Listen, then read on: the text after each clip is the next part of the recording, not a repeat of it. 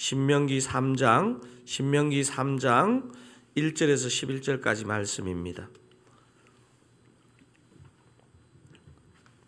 제가 가진 성경은 구약 성경 263면에 있습니다.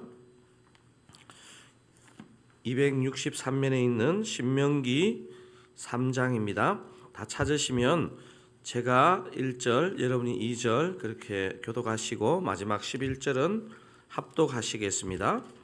제가 3장 1절 읽겠습니다. 우리가 돌이켜 바산으로 올라가매 바산한 옥이 그의 모든 백성을 거느리고 나와서 우리를 대적하여 에드레이에서 싸우고자 하는지라. 여호와께서 내게 이르시되 그를 두려워하지 말라.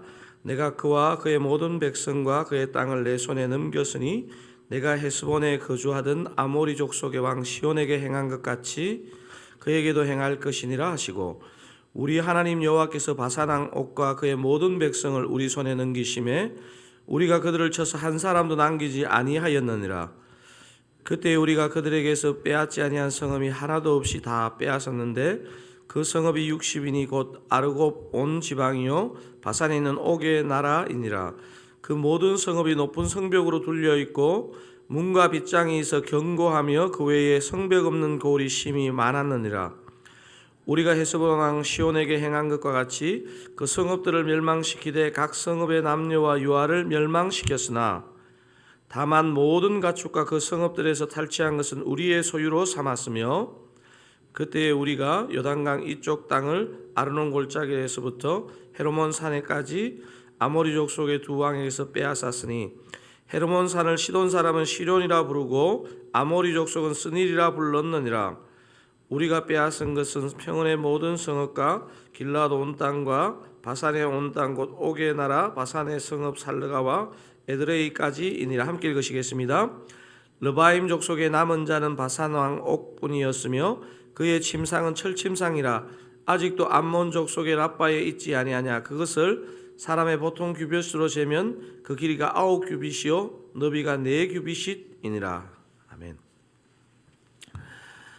읽으신 그 신명기 3장 1절에서 11절 그 본문을 가지고 문제는 내 마음이고 열쇠는 주님께 있습니다라는 제목으로 은혜를 나누겠습니다. 이번 주 화요일 이제 본문은 월요일부터 신명기가 시작되었고 화요일 날 우리 배동명 목사님께서 신명기 서론을 잘 설명해 주셨는데요. 제가 조금만 더 부연을 하겠습니다. 요즘 우리가 살펴보고 있는 이 신명기의 한자는 다시 그듭 반복을 의미하는 그 신자와 계명을 의미하는 명자를 합친 단어입니다. 그래서 신명기라는 그 한자의 의미는 그 계명을 반복하는 그 기록이라는 의미를 그 글자에 갖고 있습니다. 근데 신명기의 영어 이름이 듀테로노미인데 이 듀테로노미는 70인명의 듀테로노미온에서 유래된 단어입니다. 듀테로노미온을 우리말로 번역하면 두 번째 율법으로 번역할 수 있습니다. 두 번째 율법. 두 번째 율법으로 번역된 듀테로노미온은 그 히브리어 미신의 하토라를 잘못 번역했다고 볼 수 있습니다. 미신의 하토라는 신명기 17장 8절에 나오는 표현으로 한글 성경 표현에 하면 율법의 등사본 혹은 율법의 필사본 이렇게 말할 수 있는데요. 정리를 하자면 계명을 그 반복해서 그 기록한 것이라는 의미의 신명기라는 한글 성경의 제목은 히브리어 미신의 하토라, 율법의 등사본, 율법의 필사본의 이 의미를 잘 반영한 번역이라고 볼 수 있습니다. 하지만 그 70인역 듀테로노미온에서 온 영어 성경 이름 듀테로노미 이 두 번째 율법이라는 의미이기 때문에 좋은 번역은 아닌 것 같습니다. 사실 두 번째 율법이라는 말은 첫 번째 율법하고 다른 어떤 두 번째 새로운 율법의 내용이 이렇게 연상이 되잖아요. 그런데 신명기 31장 9절을 보시면 이 모세가 이 율법을 이제 새롭게 다시 이렇게 반복해서 설명하는 의미로 신명기라는 이름을 붙인 것입니다. 여전히 이해가 쉽지 않은 것은 신명기 마지막 34장에 모세의 죽음을 기록하고 있다는 사실입니다. 모세가 기록했는데 모세의 죽음이 기록됐다. 그래서 모세의 죽음에 관한 기록은 누가 썼는지 알기 힘들지만 나머지 신명기 전체는 모세가 기록한 것으로 그렇게 보고 있습니다. 신명기에는 나머지 모세의 오경의 율법을 모세가 다시 이 신명기라는 책 조목이 보여주는 것처럼 두 번째 율법이 아니고 새로운 율법이 아니고 앞에 썼는 것을 다시 반복해서 들려주는 내용입니다. 신명기 1장에서 4장 43절까지는 모세의 첫 번째 설교에 해당되는데 역사적 서원 이렇게 제목을 붙이기도 합니다. 제일 긴 부분이 모세의 두 번째 설교인데요. 4장 44절부터 무려 26장까지 모세의 두 번째 설교가 나오는데 그것도 두 부분으로 나뉩니다. 4장 44절에서 11장까지는 일반적인 언약 규정들에 관한 모세의 두 번째 설교이고 12장부터 26장까지는 특별한 언약 규정들에 대한 모세의 두 번째 설교라고 볼 수 있습니다. 그리고 27장부터 30장까지가 모세의 세 번째 설교, 마지막 설교인데요. 복과 저주, 마지막 권면의 내용을 담고 있습니다. 그리고 신명기 31장에서 마지막 34장에는 여호수아가 모세의 리더십을 이양받는 내용이 나오고 모세의 노래와 이스라엘 백성을 향한 모세의 축복이 나오고 그리고 모세의 죽음으로 신명기가 끝이 납니다. 여러분도 아시는 것처럼 아직 이스라엘 백성들은 약속의 땅 가나안에 입성하지 못했습니다. 출애굽 1세대 장정들은 지난 40년간 모두 죽고 출애굽 이후에 광야에서 태어난 2세대가 가나안 입성전 요단강 동편에서 전쟁을 수행하는 내용이 어제의 본문, 오늘 본문에 기록되고 있습니다. 그러니까 바로 앞장인 신명기 2장에서 출애굽 2세대로 구성된 이스라엘 군대는 헤스본 왕 시온을 물리치고 오늘 본문을 시작할 때 바산한 옥을 이렇게 마주대하고 있는 내용입니다. 오늘 본문 앞부분은 아니지만 바산한 옥의 나라 성벽과 성읍에 관한 묘사를 5절에서 좀 자세하게 하고 있는데요. 5절을 한번 읽어보겠습니다. 그 모든 성읍이 높은 성벽으로 둘려 있고 문과 빗장이 있어 견고하며 그 외에 성벽 없는 고을이 심히 많았느니라. 그러니까 성벽은 높고 문과 빗장은 견고하고 성벽 없더라도 고을이 굉장히 많은, 사실 쉽지 않은 그런 민족이라는 것입니다. 여러분, 이런 5절을 묘사했는 것을 봤을 때 이스라엘 백성들이 이게 인간적인 눈으로만 보면 어떻겠습니까? 두려운 마음이 충분히 생길 법합니다. 왜냐하면 광야에서 이렇게 그냥 어떤 정착지 없이 돌아다니다가 온 사실 정규 병사도 아닙니다. 사실은 이런 상황에서 두려운 마음 자체가 안 생기는 것을 믿음으로 생각하는 사람들이 종종 있는 것 같은데요. 하지만 믿음이 있어도 높은 성벽, 견고한 문과 빗장을 보면 두려움이 생기는 것이 어떻게 보면 저는 정상이라고 생각되어집니다. 여러분, 믿음이 있어도 두려움은 생깁니다. 문제는 이 두려움이 방치되고 다루어지지 않는 것이 문제입니다. 그래서 높은 성벽, 견고한 문과 빗장보다 더 무서운 것은요, 두려움이 우리를 사로잡는 것입니다. 오늘 본문의 이 상황은 우리 믿는 자들의 믿음의 여정에 반드시 정도와 상황의 차이는 있겠지만 겪게 되는 일이라는 것을 알 수 있습니다. 우리가 열심히 살지만 현실의 벽은 높고 두려움은 찾아올 때 여러분, 우리가 어떻게 해야 합니까? 오늘 본문은 바로 이런 상황에 대해서 주님이 주시는 아주 중요한 역사적인 샘플의 답이라고 볼 수 있습니다. 열쇠가 되는 이 부분, 본문 1절 2절을 한번 큰 소리로 한번 1절 2절을 읽어보도록 하겠습니다. 우리가 돌이켜 바산으로 올라가매 바산왕 옥이 그의 모든 백성을 거느리고 나와서 우리를 대적하여 에드레에서 싸우고자 하는지라. 여호와께서 내게 이르시되 그를 두려워하지 말라.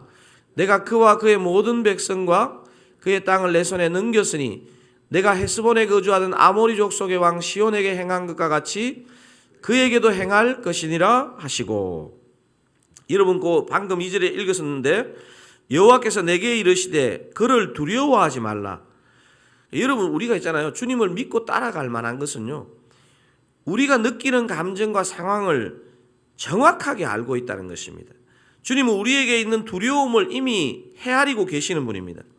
높은 성벽과 같은 현실을 만날 때 두려워하지 말라는 주님의 그 위로의 음성이 들리는 게 굉장히 중요합니다. 여러분 사람 있잖아요. 사람이라도 누군가가 자기 마음을 헤아려 준다고 느낄 때 마음에 이 반전이 일어나는 것이거든요. 그런데 더욱 중요한 것이 2절 그 다음 내용에 나오죠. 내가 그와 그의 모든 백성과 그의 땅을 내 손에 넘겼으니. 중요한 결정 앞에 이 주님의 승인, 주님의 약속, 이 승리의 약속이 꼭 필요한 것입니다. 그래서 오늘 본문의 첫 번째 핵심 메시지는 이렇게 정리할 수 있습니다. 여러분 한번 자막을 한번 큰 소리 읽어볼까요? 중요한 문제의 결정 앞에 내가 잘할 수 있는지보다 주님의 약속이 있는지가 더 중요합니다. 여러분 중요한 문제를 결정하는데 고민하는데 내가 이걸 해낼 수 있을까? 이게 중요한 게 아니고요. 주님이 허락해 주시는지, 주님의 약속이 있는지, 주님이 함께 하시는지, 주님의 뜻이 있는지 이것을 분별하는 게 굉장히 중요합니다. 높은 성벽과 같은 현실 앞에 우리는 본능적으로 내가 잘할 수 있을지를 이거는 뭐 계산 안 해도요 본능처럼 생각하게 됩니다. 하지만 진짜 중요한 것은요, 주님이 이 일과 함께 하시는지, 주님이 약속을 주시는지를 확인해 보는 것이 중요합니다. 성벽이 낮아 보여서 저건 내 힘으로 충분히 가능해 보여도요, 기도 없이 주님의 약속 없이 하면 치게 되는 것을 우리는 많이 경험했습니다. 성벽이 아무리 높아 보여도 주님 앞에 딱 맡기고 기도하면요, 주님이 함께 하시면 해결된 경우를 우리는 막 믿음이 그렇게 좋지 않더라도 우리는 많이 경험하게 됩니다. 사랑하는 사랑가족 여러분, 저와 여러분의 영적인 싸움은 성벽이 얼마나 높으냐, 그래서 우리의 힘으로 되느냐 안 되느냐의 문제가 아니라는 것입니다. 그래서 신명기에서 모세를 통해서 우리에게 말씀을 주는 것입니다. 주님이 함께 하시느냐, 주님이 허락이 있느냐, 주님의 약속이 있느냐가 관건이라는 것입니다.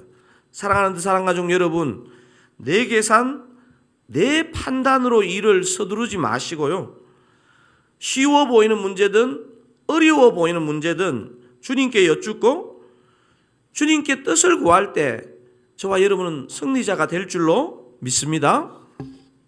오늘 본문에서 주님이 이스라엘 백성에게 상기시켜주고 싶은 게 하나 더 있습니다. 하나님이 허락하셨는데도 이스라엘 백성이 높은 성벽을 보며 전의를 상실해 버릴까 봐, 혹은 처음에는 용기를 가졌다가 현실 앞에 주저앉을까 봐 우리 주님이 하나 더 확인시켜주는 내용이 2절에 나오는데요. 2절의 그 큰 글씨를 좀 유의하면서 전체 한번 읽어보겠습니다. 시작. 여호와께서 내게 이르시되 그를 두려워하지 말라.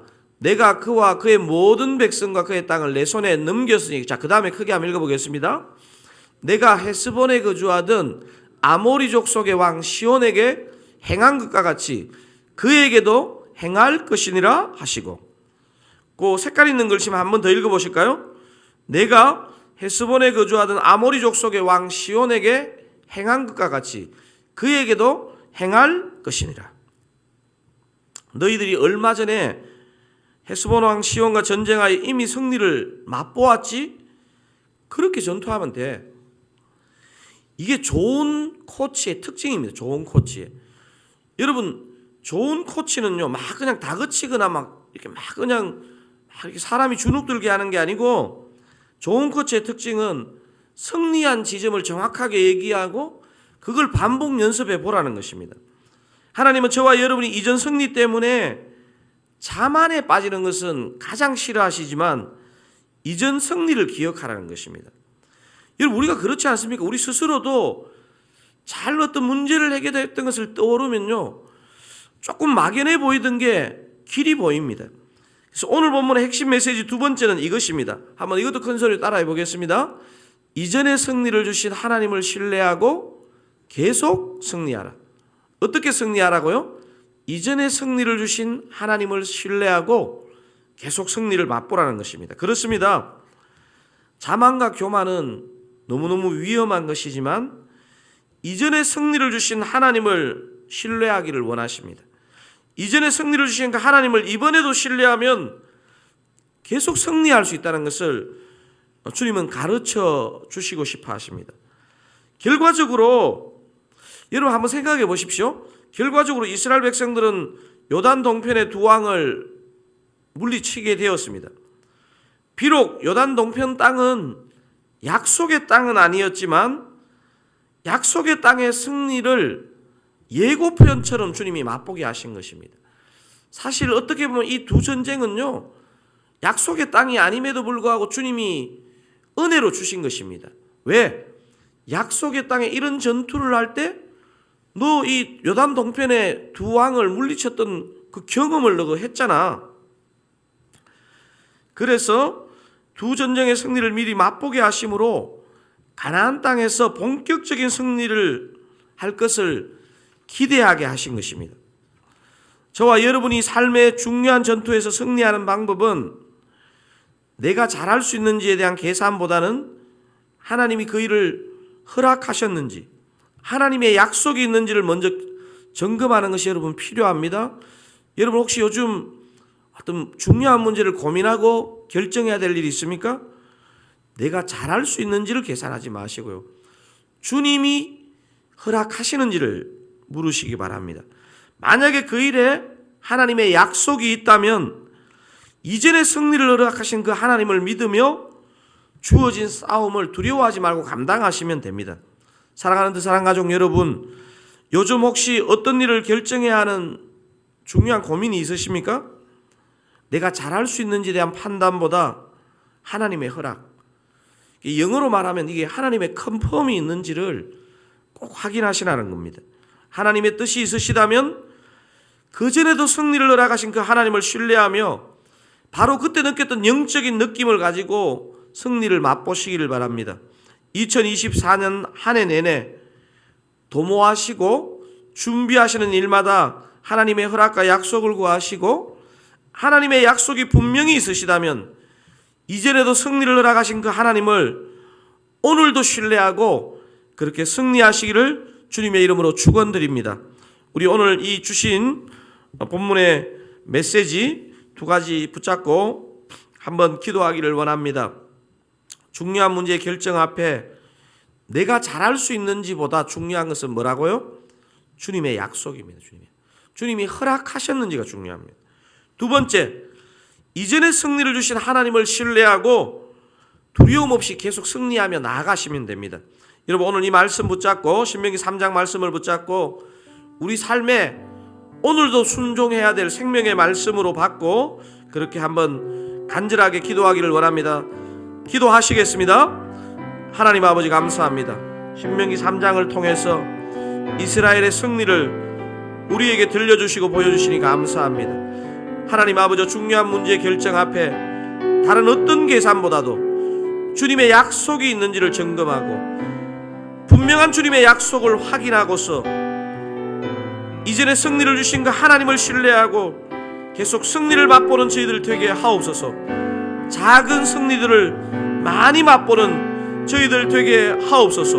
하나님 아버지 2024년에는 그런 승리의 은혜가 많기를 원합니다. 주님 우리도 주님의 약속을 잘 확인하고 그 약속 붙잡고 또 다른 승리로 나아가는 지혜로운 은혜 있는 저희들 되게 하여 주시옵소서. 주님 오늘 이 새벽에 우리 성도님들과 저에게 아버지 한 해의 은혜의 문을 여는 아버지여 중요한 기도를 드리게 하시고 주님 우리가 현재 고민하는 문제가 있다면 주님 손에 올려드리게 하시고 내가 다 판단하고 그냥 내가 결정하여서 주님께 도움을 요청하는 그런 일이 없게 하여 주시옵소서. 주님 은혜로 함께 하여 주시옵소서. 우리 4가지 정도 기도 제목을 제가 같이 올렸는데요. 내일 주일 예배 가운데, 내일 주일 만남과 사역 가운데 주님의 영광이 나타나고 참된 기쁨을 누리게 해달라고 내일 예배와 만남과 사역을 위해서, 두 번째, 우리 드사랑 신약 통독에 참여한 성도님들과 또 다른 방식으로 성경을 읽는 성도님들도 계실 텐데요. 드사랑교회 가운데 시온의 대로가 활짝 열리게 하시고 말씀 사랑이 우리 가운데 불일 듯 일어나게 하옵소서. 우리 더 신통과 말씀 읽기를 위해서, 세 번째, 풍성한 삶으로의 초대. 여러분, 이게 우리 앞으로 더 사랑교회의 미래에 굉장히 중요한 다리와 같은 것입니다. 이끄미와 따르미와의 만남과 나눔을 통해 참된 복음의 역사, 생명의 역사, 은혜의 역사 나타나도록 그렇게 기도하면 좋겠습니다. 마지막으로 환우와 어려움 겪고 계신 성도님, 오늘 이 새벽도 찾아가셔서 주님 위로하시고 치유와 회복과 은총을 허락하여 주시옵소서. 내일 예배를 위해서, 더 신통과 성경 읽기를 위해서, 풍삼초를 위해서, 환우와 공경에 찬 성도님들을 위해서 한번 주의 은혜를 주옵소서 크게 한번 부르짖고 한번 합심하여 간절하게 기도하고 우리 개인적인 기도 제목 가지고 기도하시고 오늘 하루 승리하시기 바랍니다. 주여 은혜를 주옵소서. 주여 은혜를 주시옵소서. 주여 은혜를 주옵소서. 아버지, 내일 2024년 첫 주일 예배, 교회 안의 모든 만남과 사역 가운데 주님의 영광이 나타나고 참된 은혜와 기쁨을 풍성하게 누리게 하여 주시옵소서. 주님 은혜를 주시옵소서. 주일 예배를 준비시켜 주시고 주일의 만남과 사역을 준비시켜 주시고 우리의 힘을 빼고 우리의 힘을 내려놓고 주님을 의지하여 승리할 수 있기를 원합니다. 더 신통에 참여한 성도님들, 또 성경 읽기에 참여한 성도님들, 아버지여, 읽을 때, 성경을 펼칠 때 시온의 대로가 활짝 열리게 하시고 정말 말씀 사랑과 은혜가 불일 듯 일어나게 하여 주시옵소서. 아버지, 이들이 풍성한 삶으로의 초대, 이끄미와 따르미와의 남은 만남과 나눔을 통해 참된 복음의 역사, 은혜의 역사, 생명의 역사, 성령의 역사가 온전히 나타나게 하옵소서. 아버지, 환호와 공경에 찬 성도들에게 참된 위로와 치유와 회복의 은혜가 있기를 원합니다.